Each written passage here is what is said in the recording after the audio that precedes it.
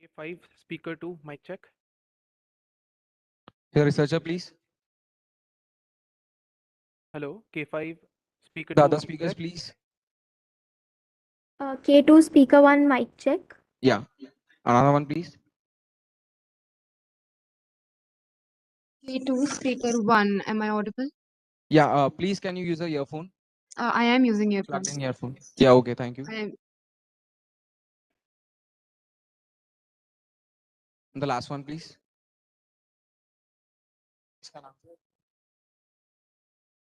Hello, K2 researcher, K5. mic check.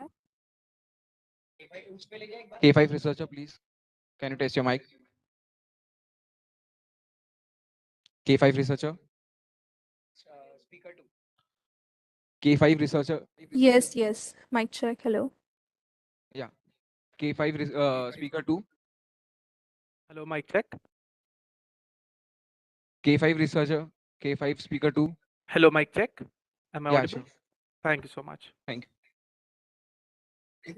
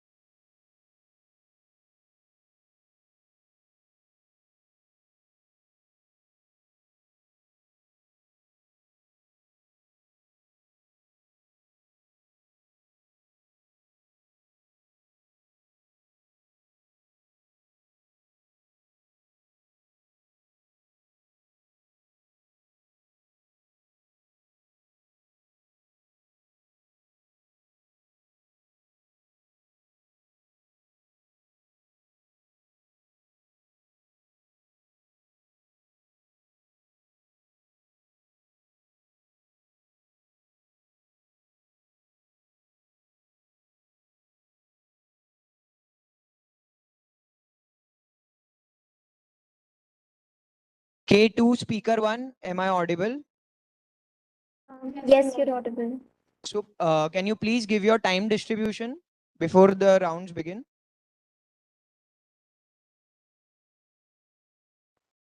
We will be taking up 20 minutes each for our arguments. All right. Team K5. Team K5 speaker 1 will be going for 20 minutes. So will speaker 2, and the rest of the time is reserved for rebuttal. Answer rebuttal. All right. Thank you.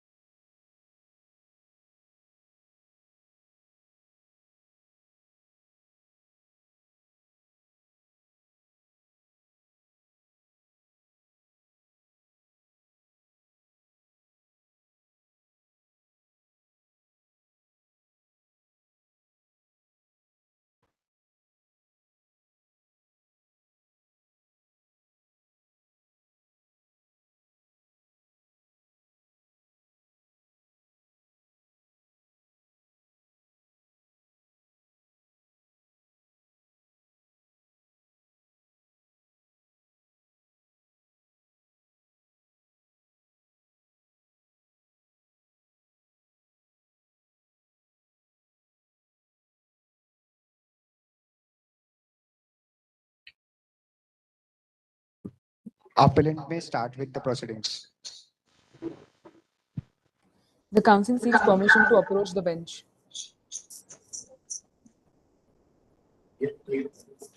Much obliged.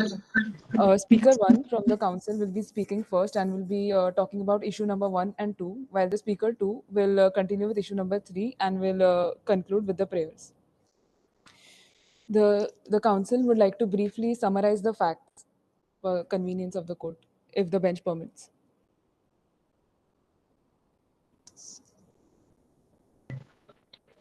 Much obliged, Your Lordship. Your Lordships, this case begins when the victim of this case, she approaches the accused, that is Vineet Mehta in this case, and she seeks help in admission procedure. Vineet Mehta is a gentleman. He promptly helps her with the entire admission process. He helps her scrutinize her documents. He helps her with everything that is college related. And soon the texts and their talks, they go beyond just formal texts, and they develop feelings for each other. Consequently, they get into a relationship. Their love blooms, and they are in a relationship together. After this happens on the date of 6 December, that is the date of incident, 6 December 2021, the accused and the victim go to a party together, and when they return from the party, the accused drops the victim home to assure her safety after they return from the party. And after that, the victim invites him inside, and their talks get intimate. They engage into sexual intercourse. Both are really happy with this mutual decision that they have taken, and hence they are very content and happy with their relationship. But a few weeks later, when the prosecutrix discovers that she's pregnant, she blames the accused of having raped her, a heinous crime which is just tossed around like nothing by the prosecutrix. Your Lordships, it is extremely courageous how some women come forward and talk about sexual assault and rape and other such sexual crimes that are being inflicted upon them. But a selected few of these women simply ride the tide for the benefit of it. They simply want to benefit out of it. As hundreds of women share their real stories, it is considered ideological to pay attention to each and every one of them, even the fabricated ones. The prosecutrix in this case, she has defiled the very spirit of our constitution by taking advantage of the amenities that have been bestowed upon her by this constitution. She is trying to incriminate a man for a crime that he has never ever committed. With the permission of the bench, the council would now like to talk about issue number 1, that is a jurisdiction. Yeah, go Much ahead. obliged. Much obliged. The jurisdiction of High Court under Article 226 can be invoked, and in the present case, as per Section 374 of Code of Criminal Procedure, the person convicted in a trial held by a sessions judge sentenced him to imprisonment for more than 7 years, and judgment has been passed against him. Hence, he has made an appeal to this Honorable High Court. Proceeding with issue number 2. Your Lordships, this issue is going to talk about whether the accused was consented by the informant. Your Lordships, Vineet was a humble man. He was a gentleman. He always thought of helping everyone. He not only helped the prosecutrix, he also helped Mahib Kaur, their mutual friend, with all queries she also had related to the admission process and other things. Your Lordships, Vineet has always been a good person. He has respected the victim, the prosecutrix, throughout their relationship, and he has also respected other women in his life. Your Lordships, the consent on the night of 6 December 2021 was freely and voluntarily given. There are no injuries on the victim who claims that she was raped. There are no injuries to prove that she was raped. There are no injuries on her body. There are no marks. There are no abrasions of any kind, and there have been multiple lapses on the account of the investigating officer. The investigating officer claimed that after the arrest of the accused, he had taken DNA samples from them. But where are the reports for such DNA samples? Was there any medical practitioner ever consulted when these reports were being taken? On top of that, there was no age determination test done by the investigating officer. No father's testimony was recorded.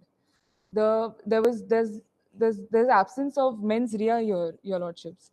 On the day of the incident, no neighbors heard anything. No cameras captured anything. No one heard the victim shout or yell or resist, as she claims. And there has also been an undue delay in filing an FIR against the accused. No justification, no probable justification has been provided for the same. The victim, only evidence that the prosecutrix has is her testimony, which is not totally reliable, and which is also not unblemished. Your lordships, the accused in this case had no prior information about the victim's father or her legal guardian not being in the house at that time. He absolutely had no knowledge of this. He found out about it only when the prosecutrix told him that this was the case. And the prosecutrix also had consulted their mutual friend Mahip Kaur about contraception. She had talked with Mahip Kaur about different contraceptives, and she was asking about for this information.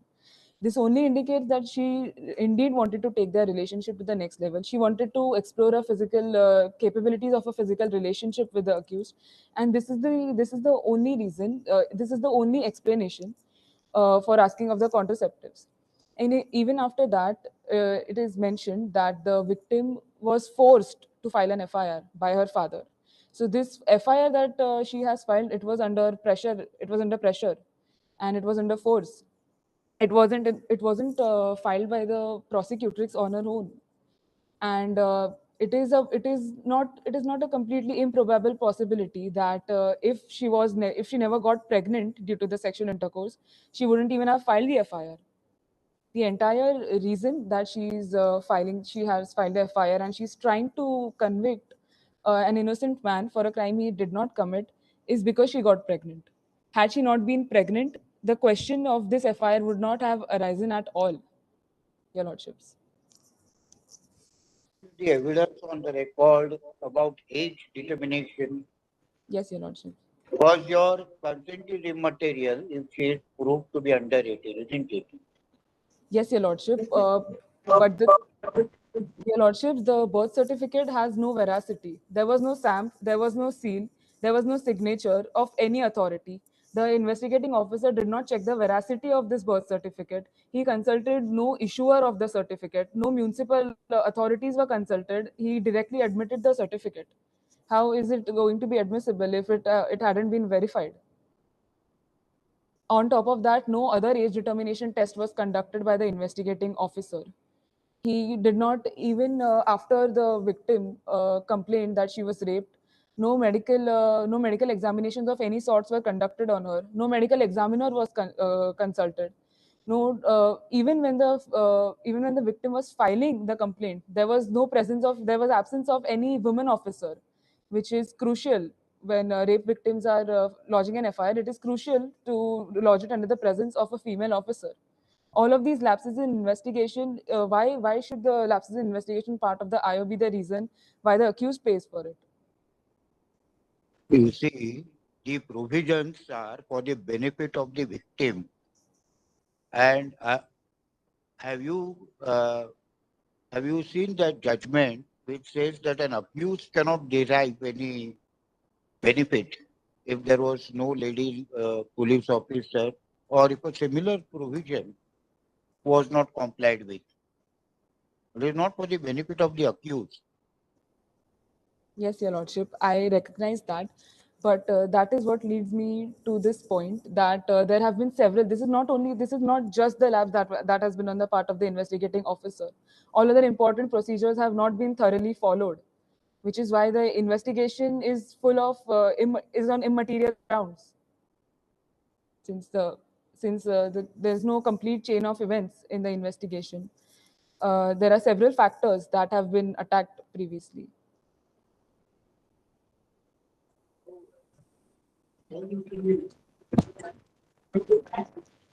I beg your pardon, your lordship, you are not audible to me.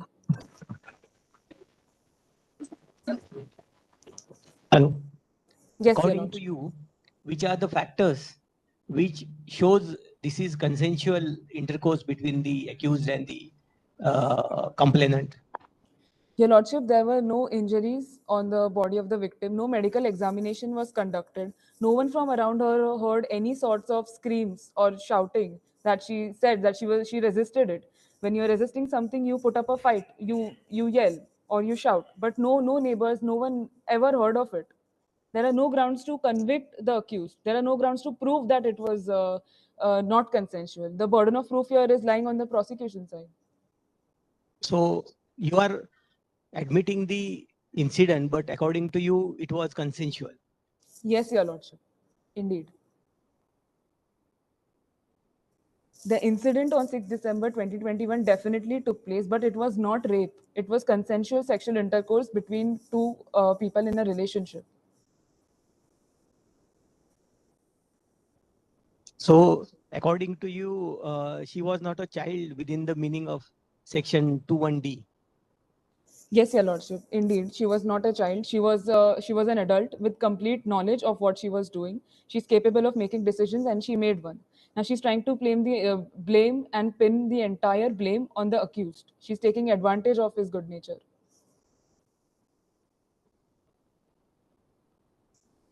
So according to you, which are the factors which leads the court to disbelieve the testimony of the victim? Your Lordship, there are multiple inconsistencies in the testimony of the victim. She said to have, as I mentioned before, she said to have resisted the act, but there are no evidences, there are no injuries on her body or abrasions on her body to prove the same. After even keeping that aside, she filed the FIR late. There is a delay in filing an FIR, and a proper justification for that has not been provided at any point during the entire course of investigation. She herself admitted that her father forced her to lodge an FIR. So if her father had never talked to her about this, then probably she would have never filed this FIR. It was filed by her under pressure from her father.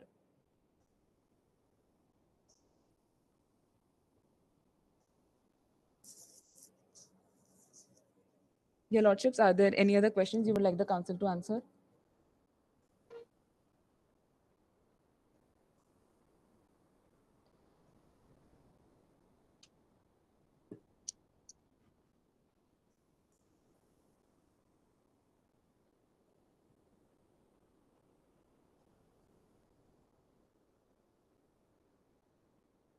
According to you, why this birth certificate, which is Exhibit 5, is not said to be proved by the prosecution?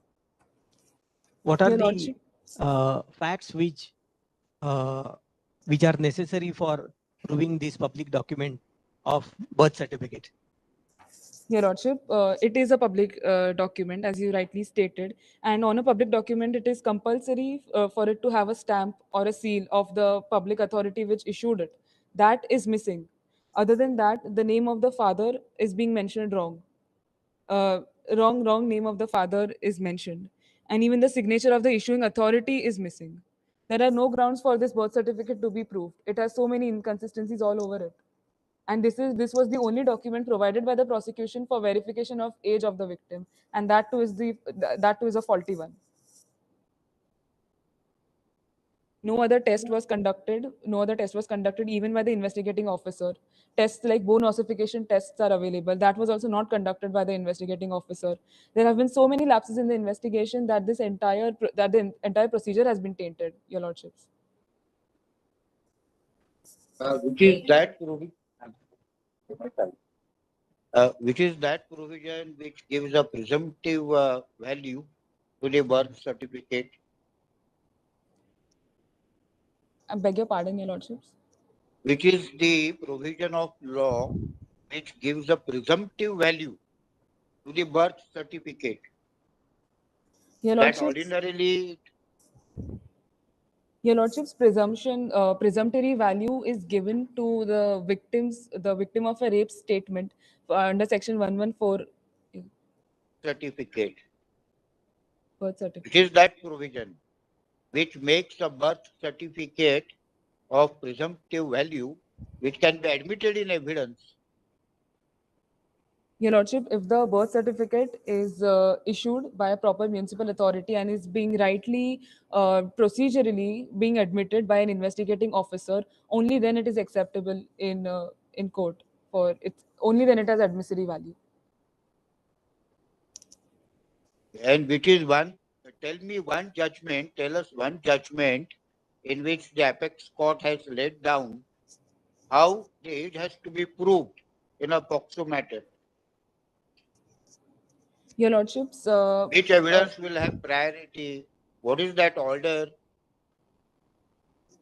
Your Lordships, according to Supreme Court's judgment, under the POCSO Act, the age of the victim is to be determined in a similar way when the age of a convict in the case of Juvenile Justice Act is determined. Your Lordships, you're not audible to me. Do you recollect the judgment? Your Lordships, Can if you I could just, remember which judgment was it? Your Lordships, if I could just take a moment.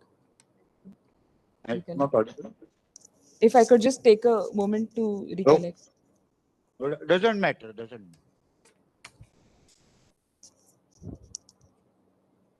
Your Lordship, it was Gangadhar Tadme versus Govind Agnotri, 2004, if I'm not wrong.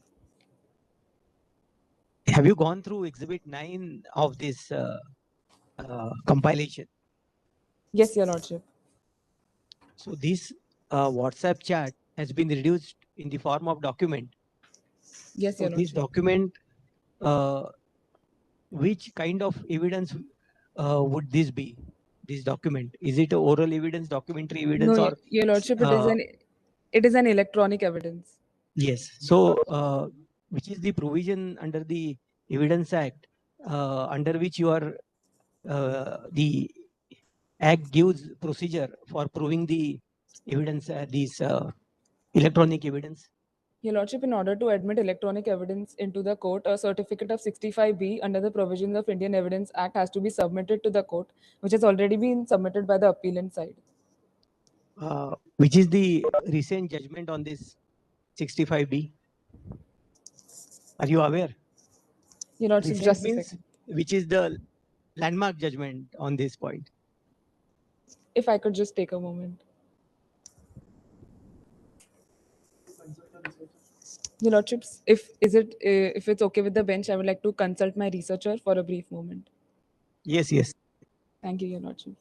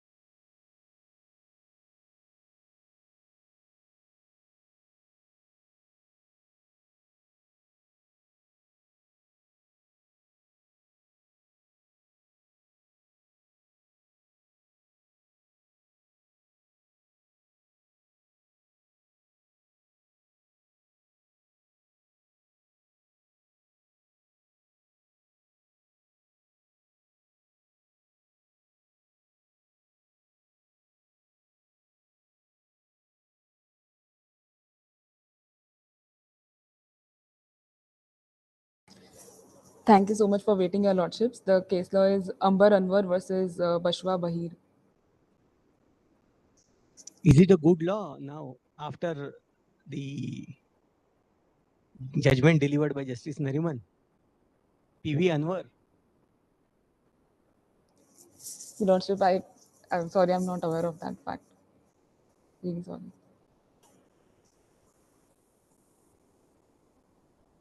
You can check thereafter. Yes, If you have time. indeed. Yeah, of course, sure, Your Lordship. Your Lordships, if there are no other questions for the Council, Council 2 would like to take over now. Much obliged, Your Lordships. To the bench. The council seeks permission to approach the bench. Go ahead, Council. Uh, The council would collectively like to approach the bench as your lordships.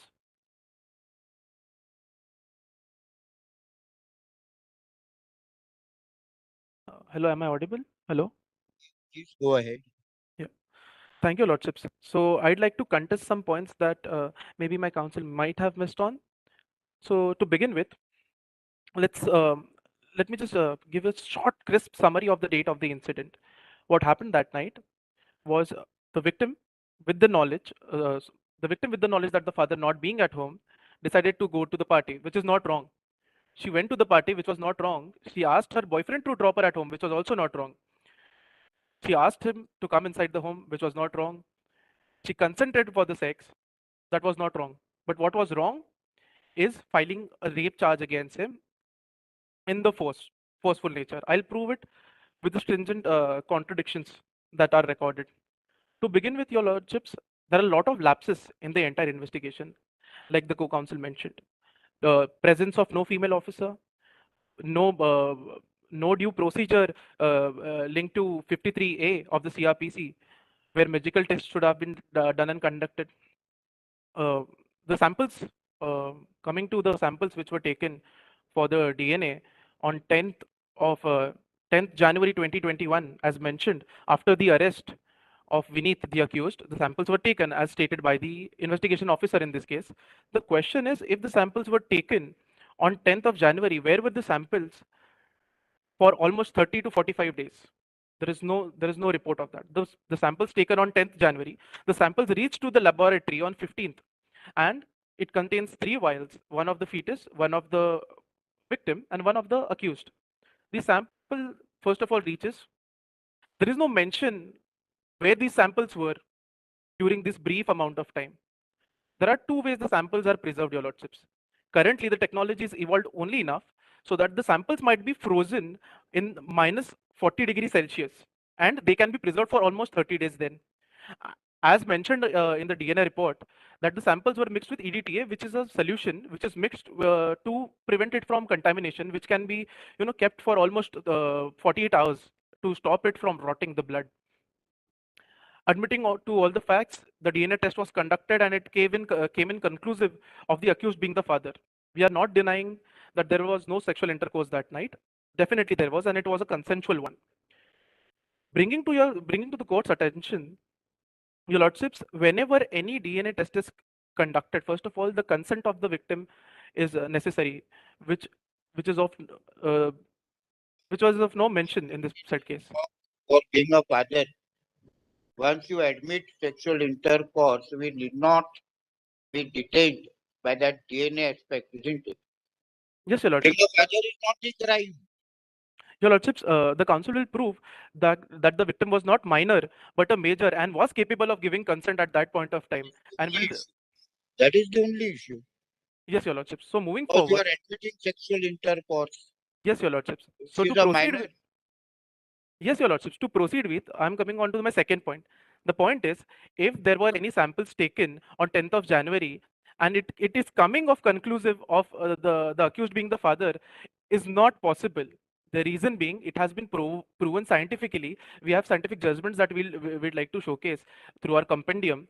But there are these journals which say that the fetus can only be the only DNA extraction can be done after the fetus is 8 weeks old, which in this case were only merely 4 to 5 weeks old.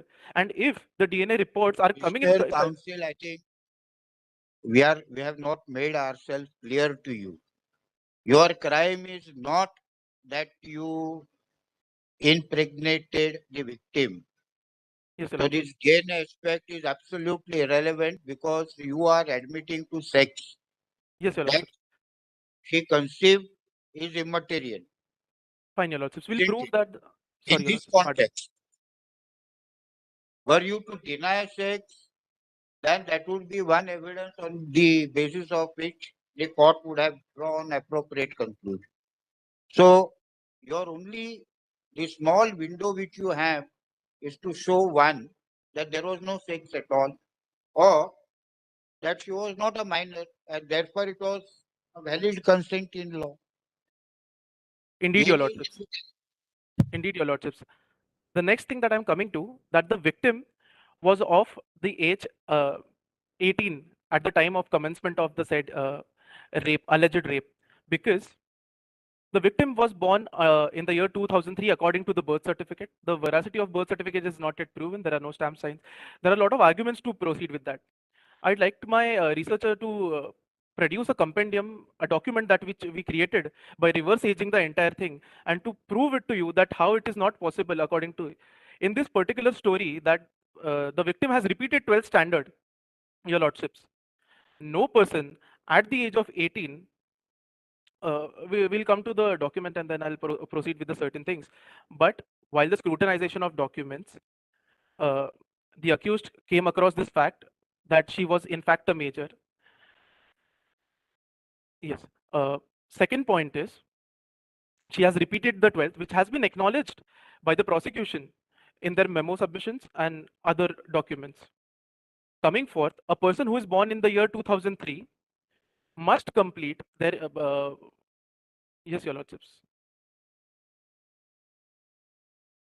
Your lordships, this particular sheet is in front of you. If it is visible to you, please let us know so that we can proceed with the further arguments. Lordships.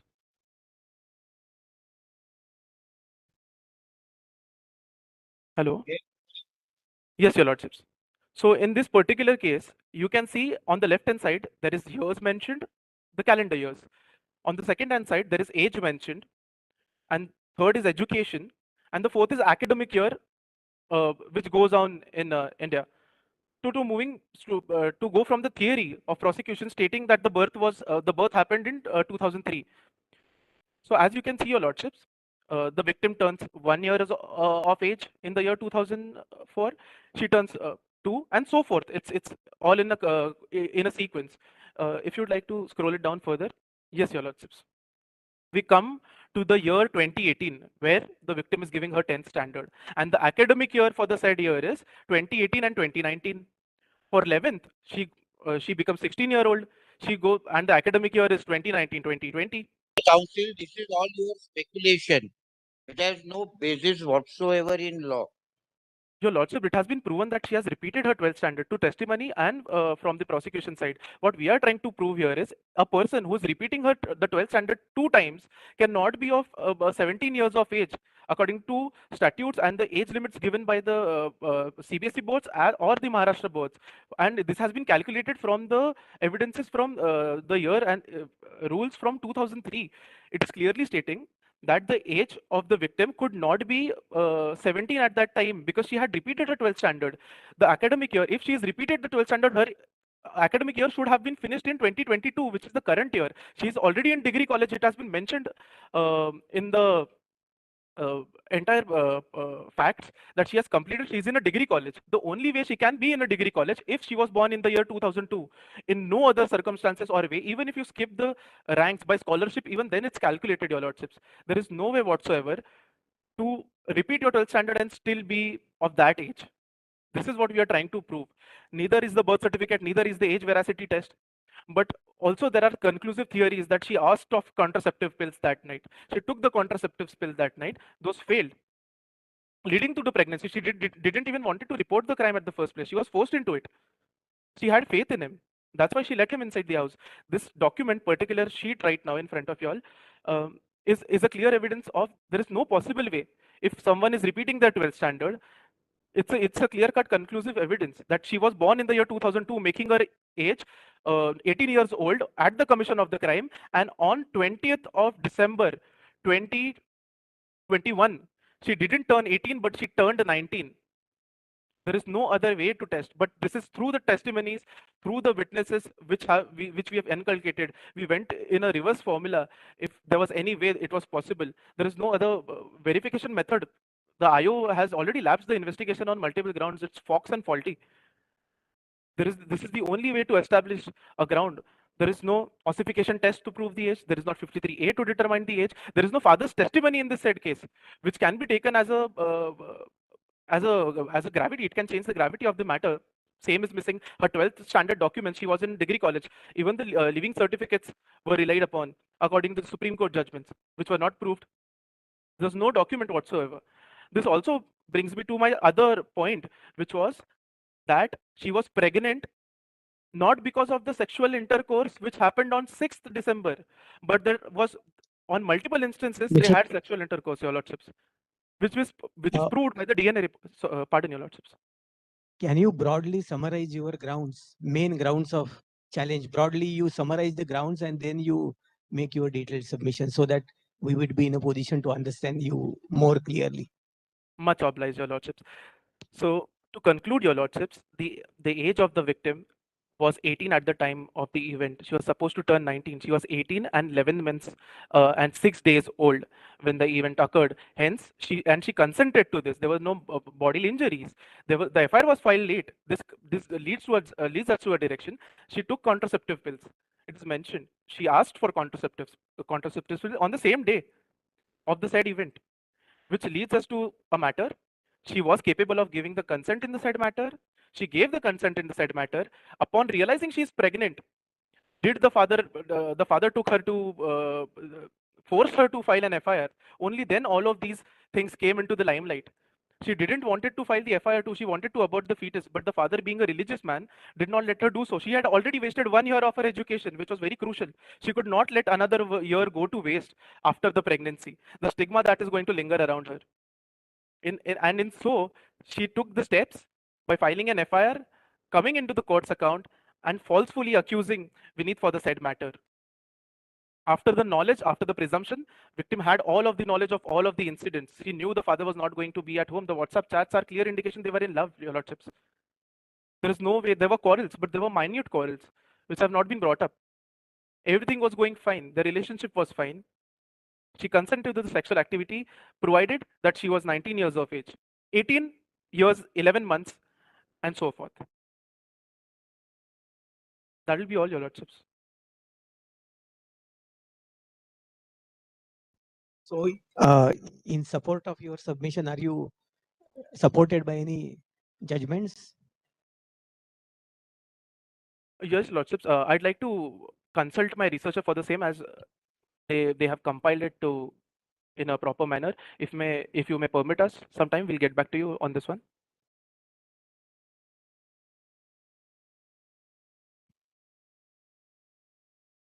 Just a minute, your lordships.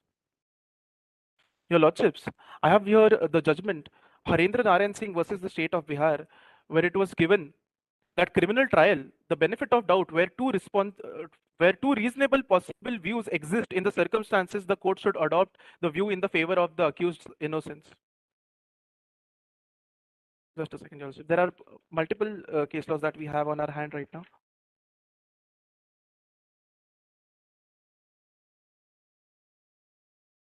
Your Lordships, there have been many inconsistencies with the investigation.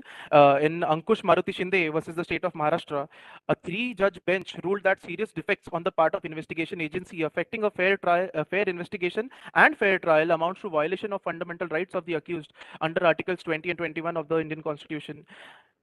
There is clear infringement of the rights of the alleged accused. There is also a case of Prakash Chandra versus the state of Himachal Pradesh, where the FIR filed within 7 months after the commission of rape, which affected the possibility of medical examination. In this case, the testimony of the prosecutrix was not corroborated by the witness either. The Supreme Court set aside the conviction and the accused based on the testimony of the prosecutrix.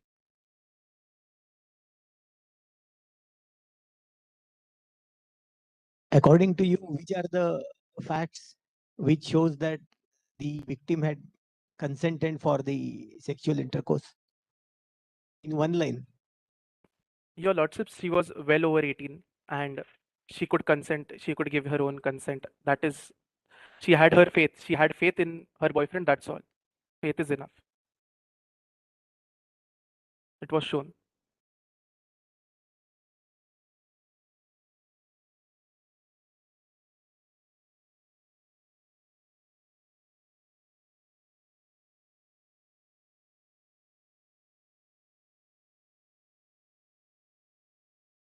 Also, Your Lordship, I'm sorry to interrupt like this, but to answer your question from before, in Anwar versus Bashir, it was held that Section 65B is a complete code in itself for its admissibility of electronic evidence and shall not be affected by other provisions of this Evidence Act. Is it thereafter approved or held to be not good law by subsequent judgment of larger bench? Your Lordship, it was held. Which is the judgment of larger bench on the issue than PB Anwar?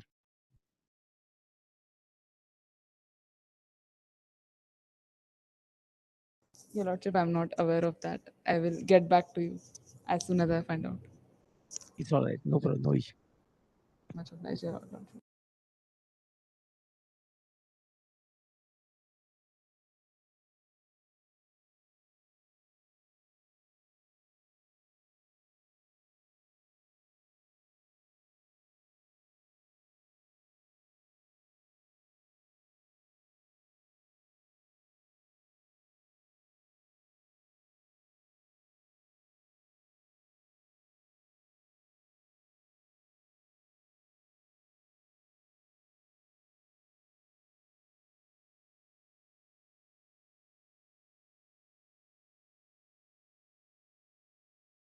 Lordship, if the learned counsel is through with their arguments, the prosecution would like to start.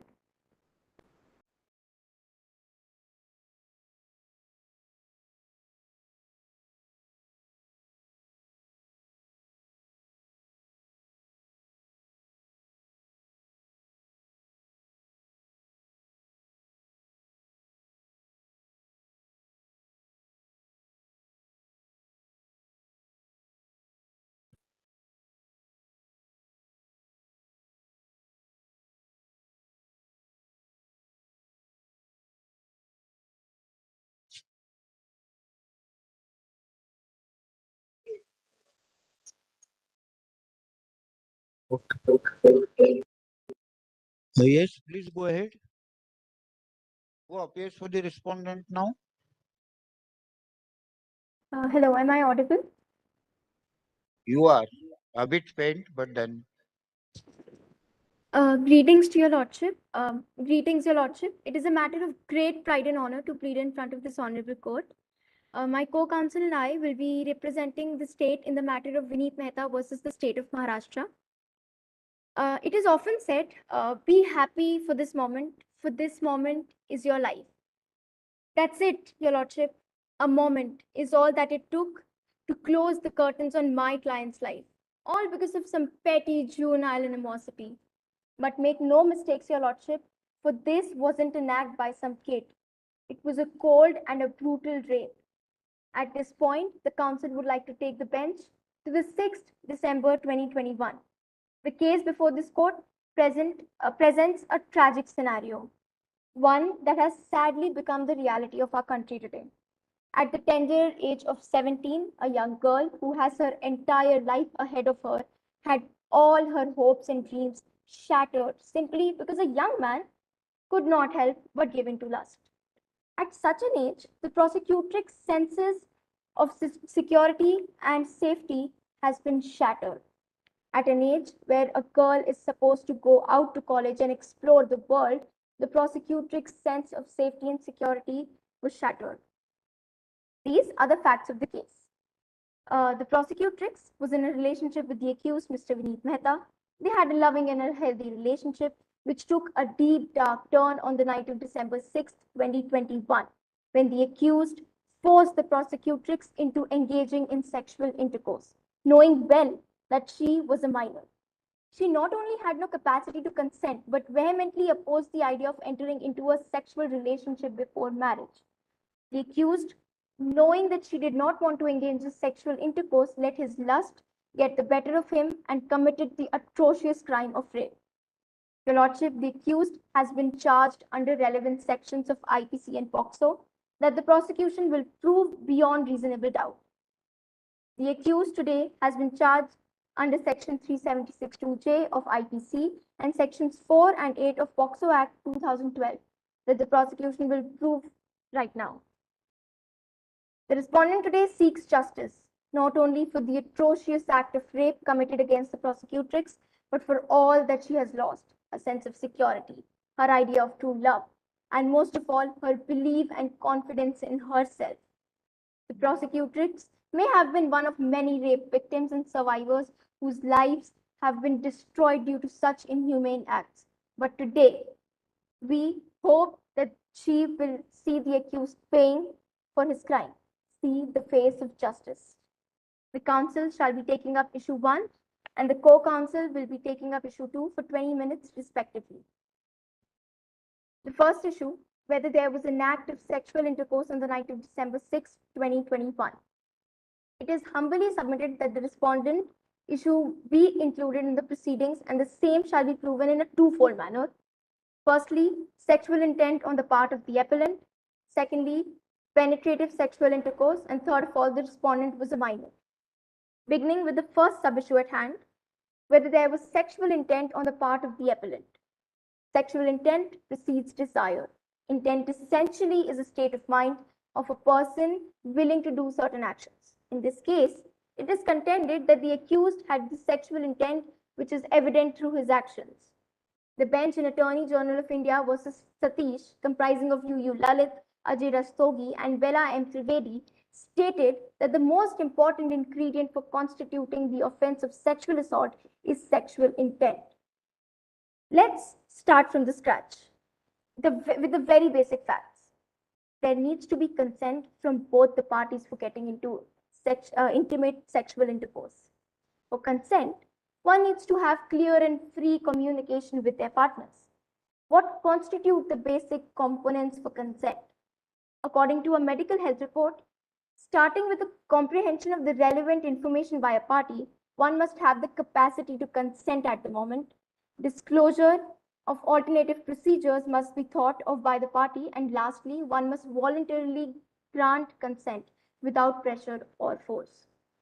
It is contended today to the court that there were no such components present on the part of my client.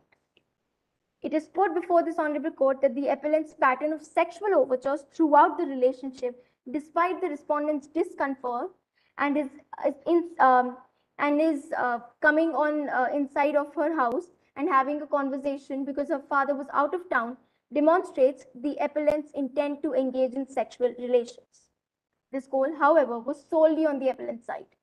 In this instance, it is evident from the appellants, the respondents, and the witness testimonies that the appellant wished to take their relationship to the next level.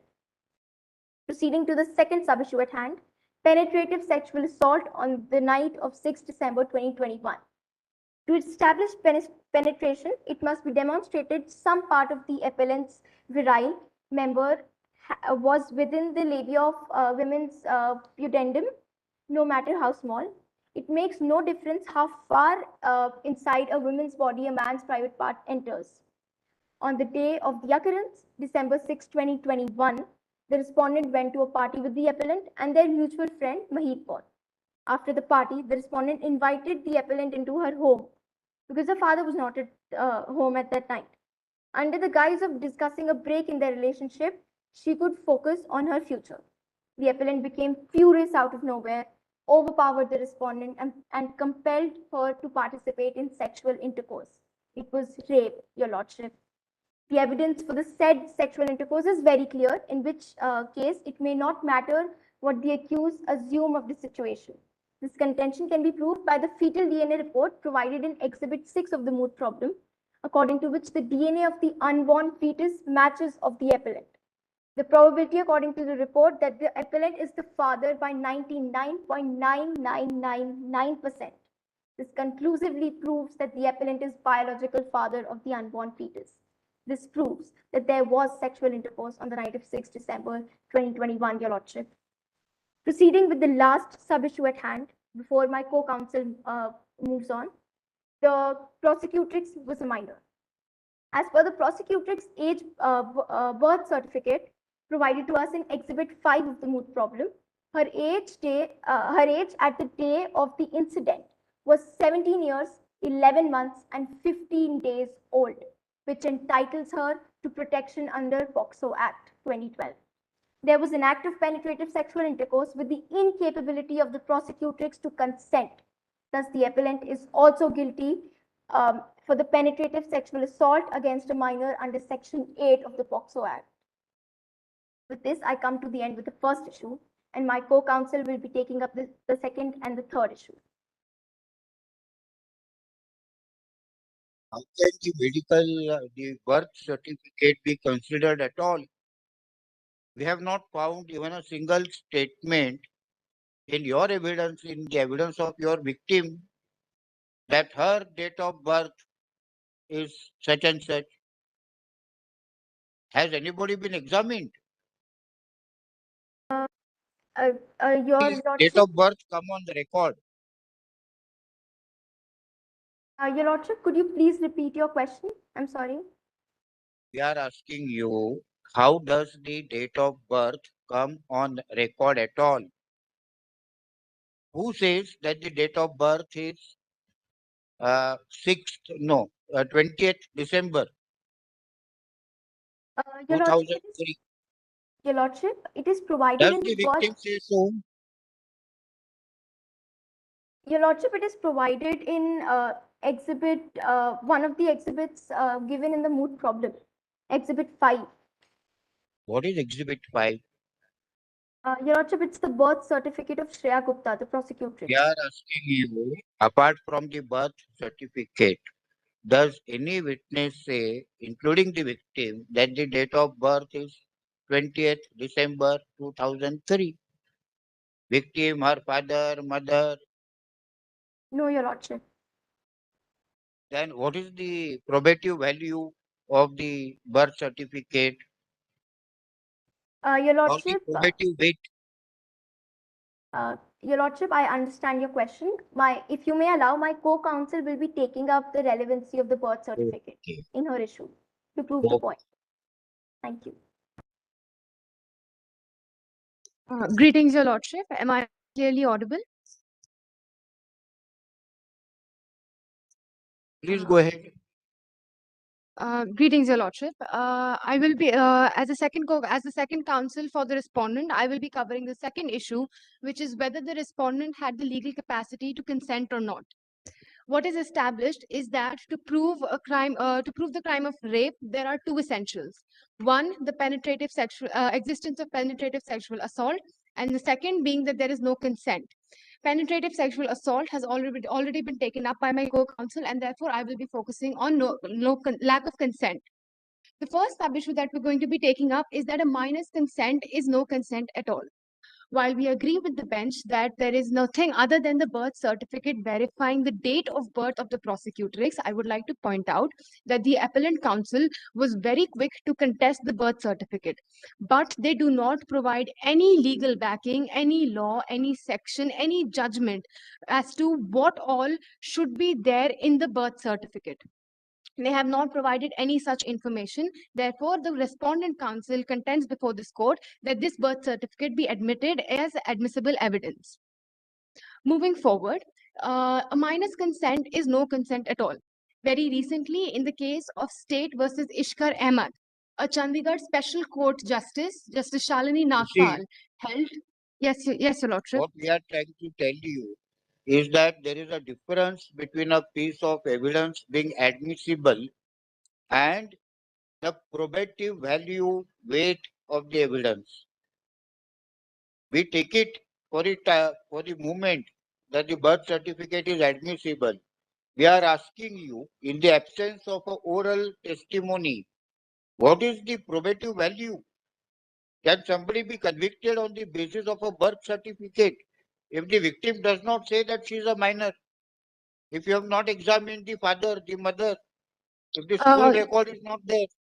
Your Lordship, while I agree with what you're saying, the statement of the victim is limited to what was provided to us by the host institution. The father's testimony was not provided to us, and it was not in our control to go out and get it. Secondly, as far as the mother of the prosecutrix is concerned, she had passed away a while before this incident had taken place. Therefore, as there is no there's no means for us to get it, we rely on what was given to us to build our case upon, which is the birth certificate.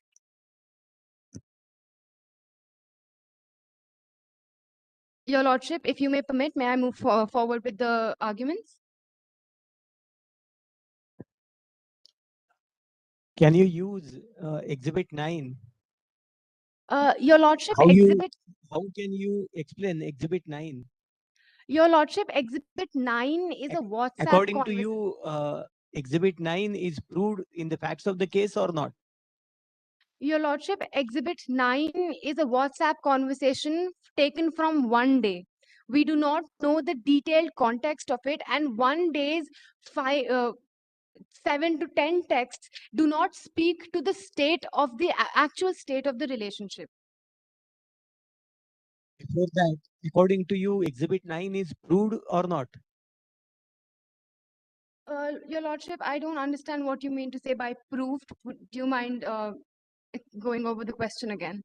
Means in the evidence which is there on the record, is there any statement which proves Exhibit 9, or is it proved by following procedure under 65B? Yes, Your Lordship, it is. While the WhatsApp chats are there, and yes, they are substantiated by the statements of the prosecutrix, the accused, as well as the mutual friend, Mahip Kaur, that they were in a positive and loving relationship. However, the existence of a positive and loving relationship does not warrant having a sexual aspect to that relationship, nor does it undercut the right to say no to any sexual aspects or advances within the relationship. So, according to you, is there any statement in the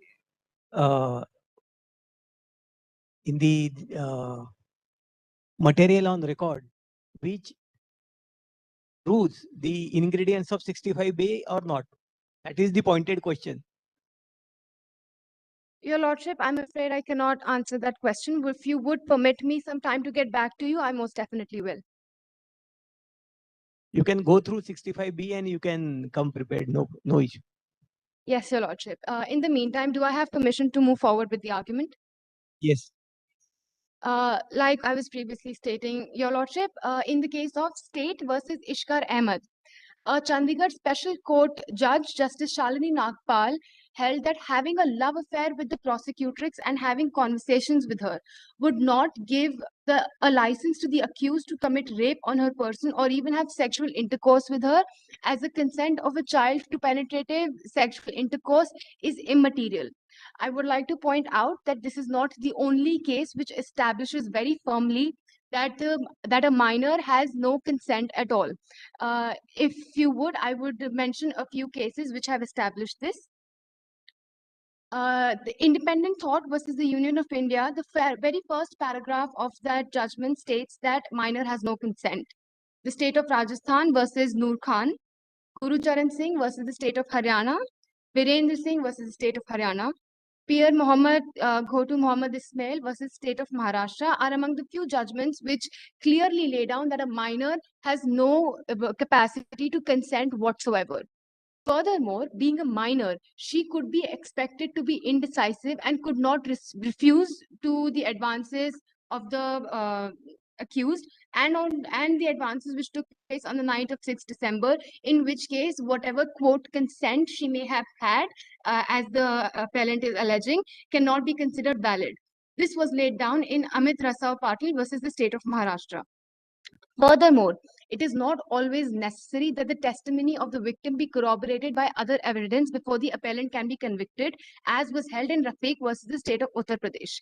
Now, the appellant counsel spoke about the DNA reports and the birth certificates, but the core issue is that we cannot make large assumptions about issues that we were not told about in the moot proposition. There is no reasonable ground for assuming whether the procedure of collecting the DNA samples and getting the report was entirely correct or not, as it is not mentioned. And in the opinion of the respondent counsel, making any such assumption would be a gross and unreasonable one. Moving forward to the second sub-issue, there was no will or desire on the part of the respondent to enter into sexual relations. As a general rule, if the victim's evidence is free of any fundamental flaws, it does not render it untrustworthy, and there is no need to demand corroboration except for medical evidence, as has been laid down in Bhardwa Bhogivini Hirajbai versus the state of Gujarat in the year 1983. There is nothing that has been stated so far which would suggest a fundamental flaw in any evidence given by the victim. And as far as the medical evidence is concerned, that is corroborated by the DNA fetal report, which conclusively proves Vineet Mehta to be the father of the unborn baby. The statement of their mutual friend Mahip Kaur, as in Exhibit 8, cannot speak to what the true intentions of the respondent were. It has been brought up in this court that the respondent and her friend Mahip Kaur had conversations about taking their relationship to the next level and about contraceptives. However, it does not mean that Mahip Kaur can speak to what the intentions of the prosecutrix were. Furthermore, she is a 17-year-old girl who has recently lost her mother. It is very plausible that she might have been curious about contraception and wanted to know for her personal knowledge. Furthermore, it is contended that the phrase taking the relationship to the next level does not necessarily mean physical intimacy. It could mean a lot of things. For instance, it could mean, hypothetically, it could have meant that the prosecutrix wanted to tell her father about the relationship. What cannot be overlooked by this court is that at one point of time, the prosecutrix made her feeling about not engaging in sexual relations before marriage absolutely clear. If we would turn to Exhibit 4, the second paragraph, the very last line, the prosecutrix statement states that she clearly told him that she was not comfortable with sexual overtures and did not want to indulge in a sexual relationship until marriage. Moving forward to the third sub-issue was the mental capacity of the respondent. While the respondent counsel does not accept that the prosecutrix had consented to this act, for the sake of argument, even if we consider it, it is required that her mental capacity and her maturity level be considered. Ranjit Rajbanshi versus the State of Bengal, paragraph 55 of the judgment requires a mental capacity, requires a maturity level to be analyzed by the court before a judgment is passed. This respondent's father doesn't seem to think that she's capable or mature enough to handle a sexual relationship.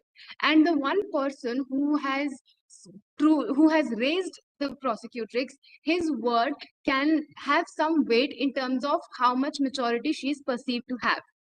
The only person who can truly speak to that, of course, is the father, but neither his statement was not taken as part of the moot proposition, nor was he allowed to be a witness during the sessions trials, this was done as part of the rules and regulations by the institution.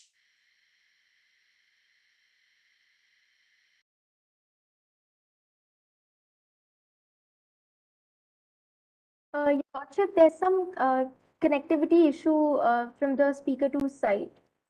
Can you give us 1 minute, please?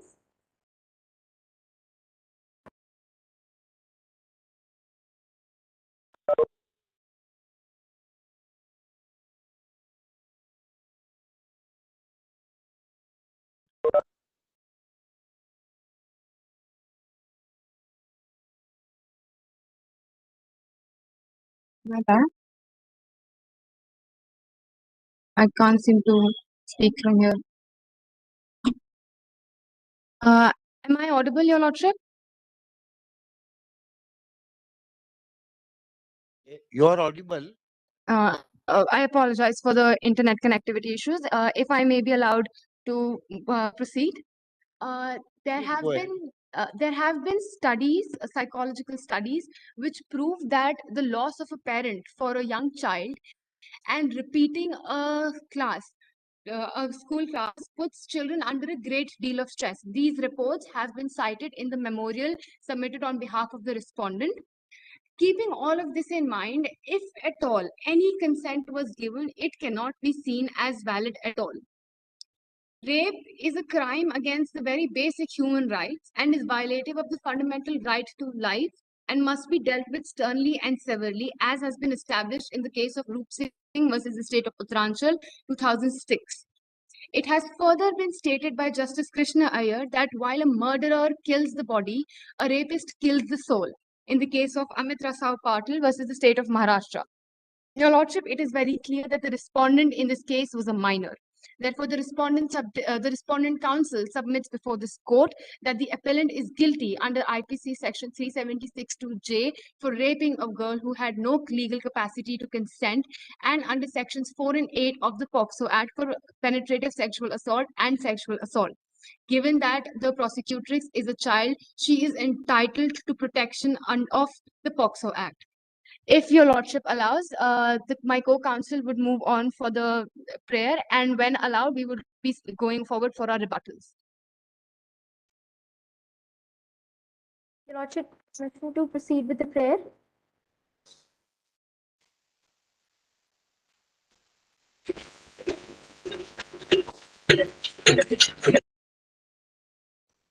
Please go ahead. Hello. Your lordship, you're not audible. I'm sorry. Please continue. Thank you. Your lordship, in the light of the issues raised today, the arguments advanced, and the authorities cited, we request this honorable court to please firstly dismiss the appeal. Second of all, uphold the judgment of Sessions Court convicting the accused under Section 376(2)J of the Indian Penal Code 1860 and Sections 4 and 8 of the Protection of Child from Sexual Offences Act 2012. And third and last of all, convict the appellate for charges of rape and sexual assault under Section 376(2)J of the IPC, Sections 4 and 8 of POCSO Act 2012.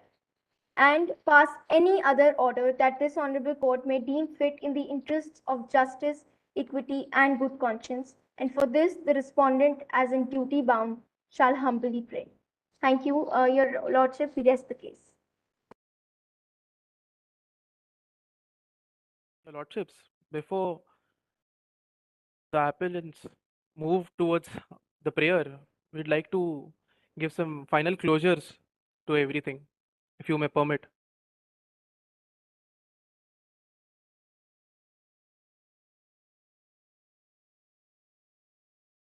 Yes, go ahead.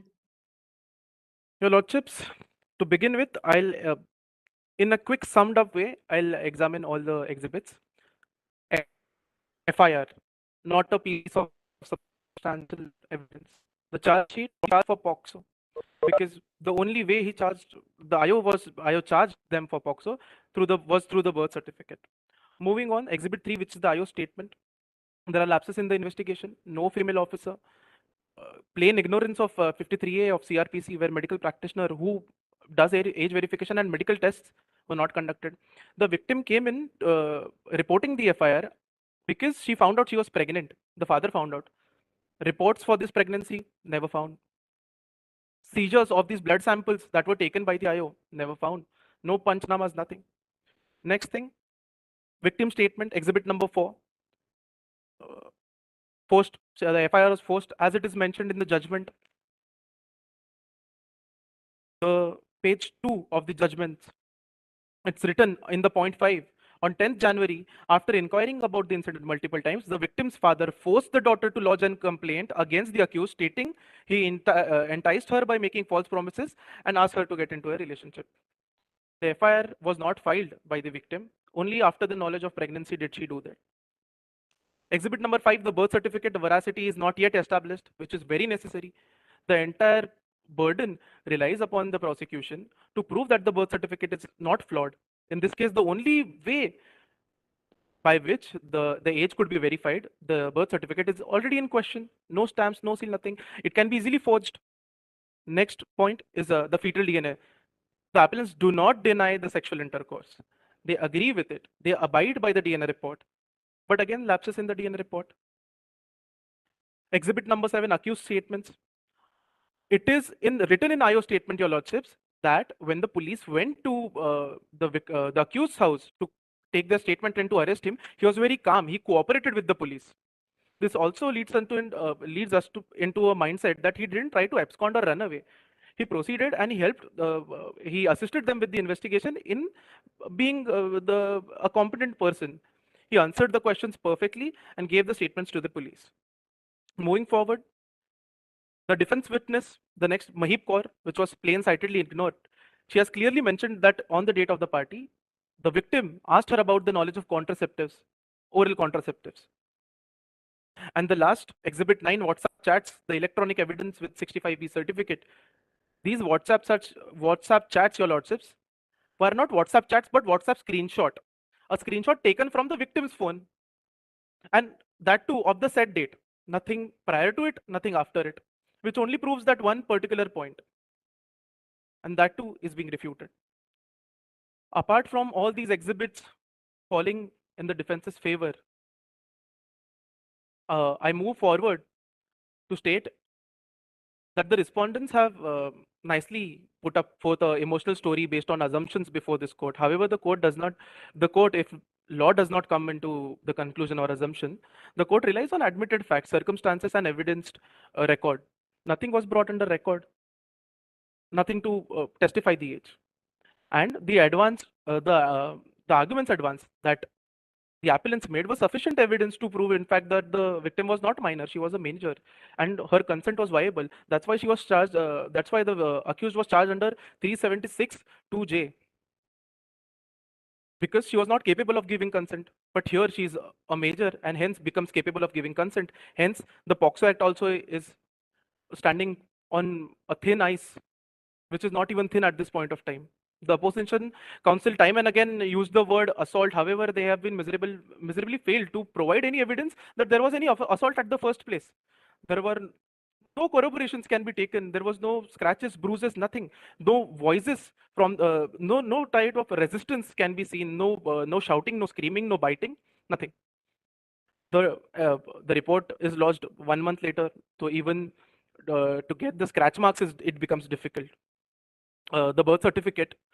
Coming back to the birth certificate has to be the birth has to be registered with the concerned local authority, which issues the certificate. For instance, Delhi, the Municipal Corporation of Delhi, and Mumbai, and henceforth. In urban areas, as per the Office of Registrar General and the Census Commissioner India, Municipal Corporation or Municipal Council issues the certificate. So where are the stamps? Hence, the seal, stamp, and sign and the signatories of the authorities hold a moral ground, hold a lot of evidentiary value in this case. This is a law impediment to follow valid rules which were missing. Hence, the birth certificate is not admissible. Your lordships, to move forward, the council would like to proceed for the prayers, if you may permit. Yes, go ahead.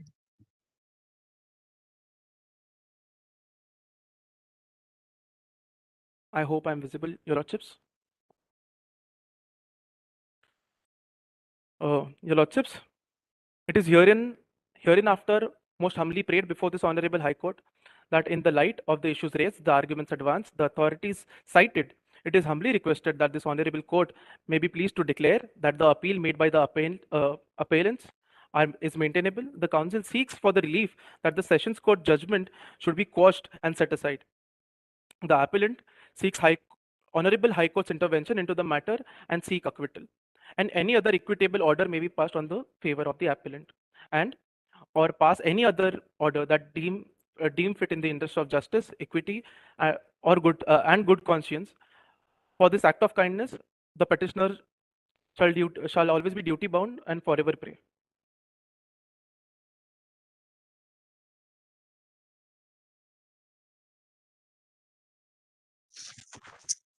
Your Lordship, does the respondent counsel have permission to move forward with the rebuttals? I'm afraid you weren't audible, Your Lordship. Yes, go ahead. Before the council starts, can the courtroom officer please let us know how much time we have for that?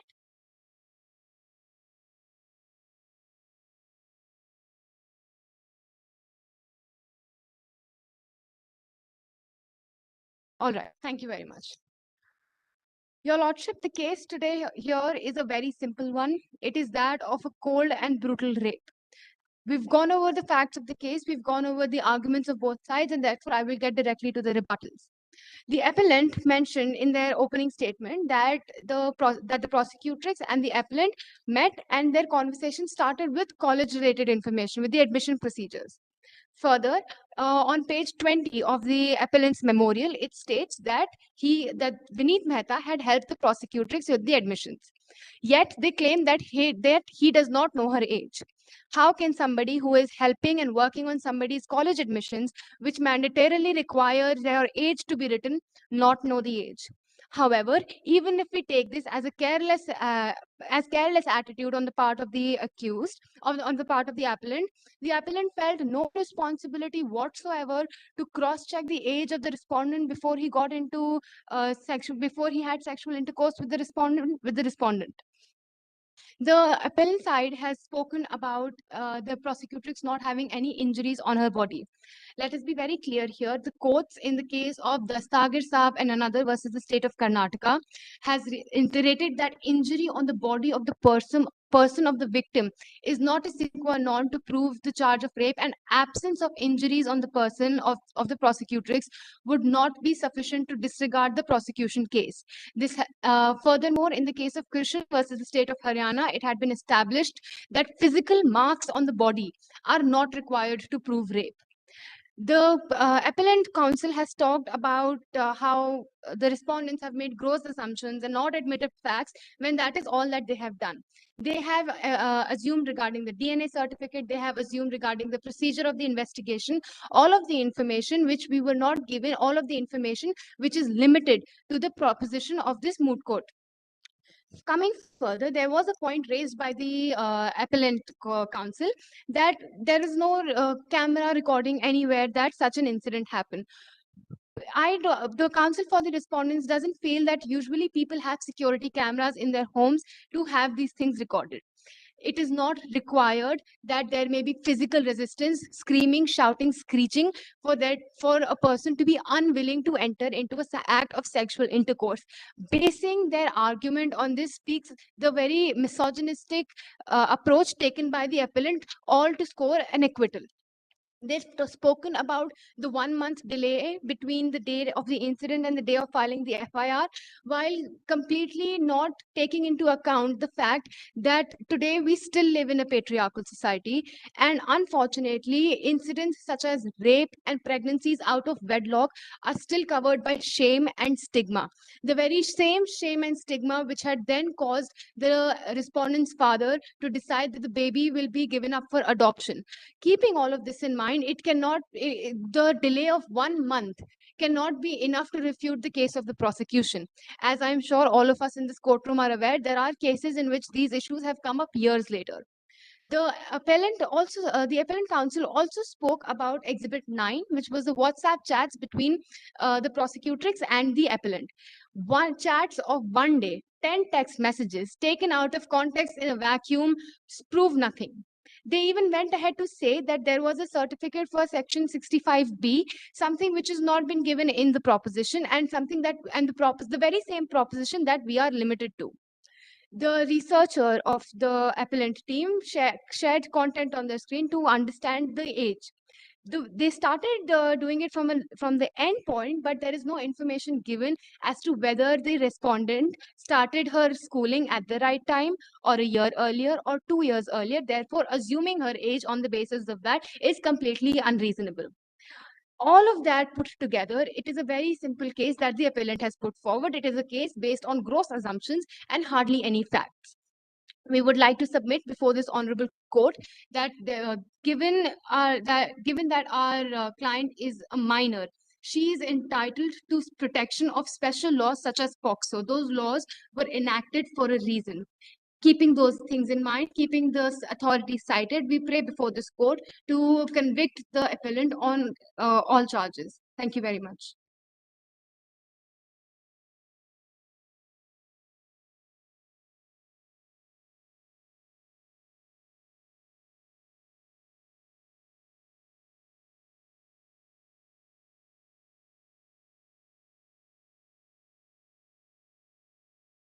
Your Lordships, can the appellant side begin with the sir rebuttal?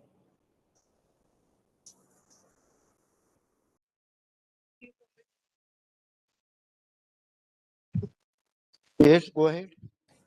Your Lordships, the respondent side is very conveniently trying to blame everything on the host college.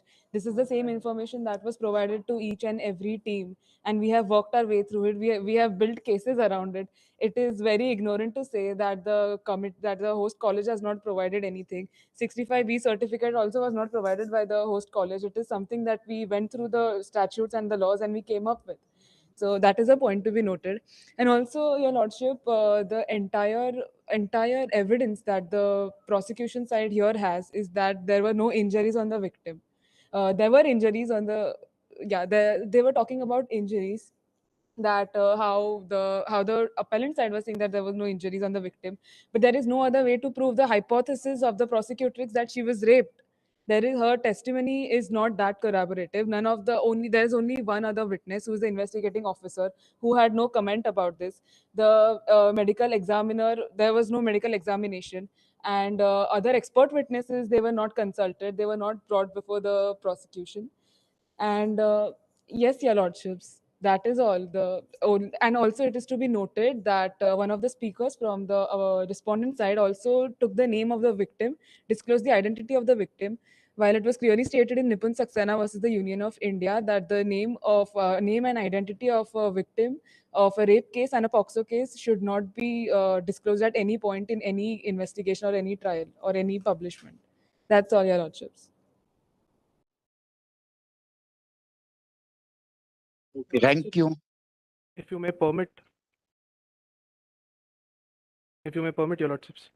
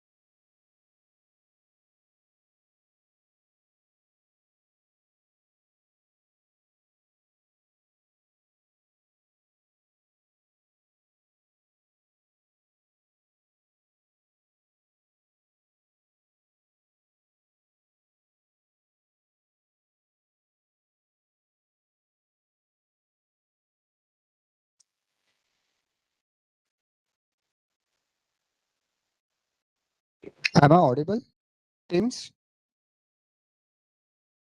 Yes, we got it. So you may leave the meeting, and you have to join the validatory link in next 10 minutes. It will be sent to you by email. Thank you. Okay, thank you so much. Thank you.